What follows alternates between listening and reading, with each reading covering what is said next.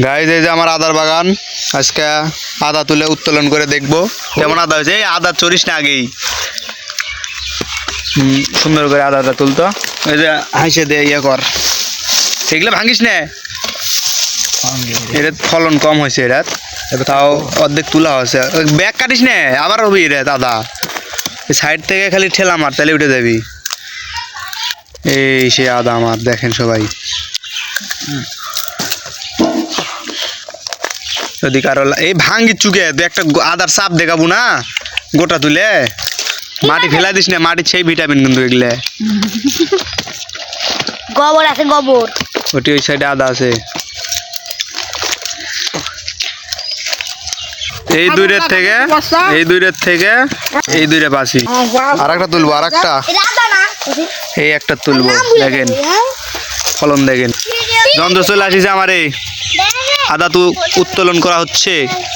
50 গ্রাম আদা লাগা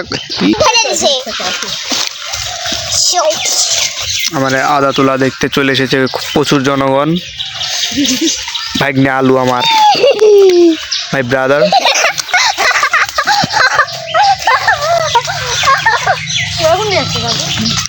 মাত্র 50 গ্রাম আদা লাগায়, দেখেন আপনারা কি পরিমাণ হচ্ছে।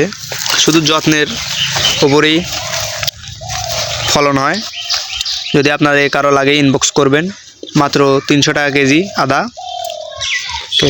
এই যে আমাদের আদা উঠছে, যত্ন তাও করিই নাই। এই যে দেখতে পাচ্ছেন আদার গাছ, এটা আদার গাছ কি আপনারা জীবনে দেখেছেন? এই যে আদার গাছ, এটা এই যে ধান খেত, কত সুন্দর ধান। এই আদা এখানে খুলেলে, এখানের কি দাম নাই রে? ও আদা আছে, এই এখানে কাটেলে ভাঙ্গির চুকে।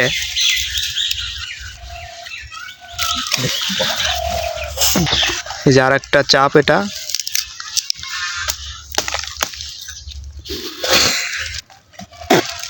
ক্যারেপিন্স কুড়ি গেল। আর তুলব না, এই কটা থাকলেই হবে নি। এদিকে আর আছে দেখতো। এই যে এইটুকু আদা থেকে, দেখছেন আপনারা, এইটুকু আদা থেকে এই আদা, এই একটা আদা, আর ওই মানে এইটুকু করে লাগালে হয়ে যায়। এই যে এটা থেকে তুই ভাঙ্গির চুকে, এগুলো ভাঙ্গির চুকে। এটা পুরানা বুঝি, এটা হচ্ছে আদার মা, ঠিক আছে? এই মায়ের থেকে এই যে এটা আপনাদের সামনে ইনস্ট্যান্ট তোলা হয়েছে, দেখছেন তো আপনারা। যদি কারো লাগে মাত্র 300 টাকা কেজি।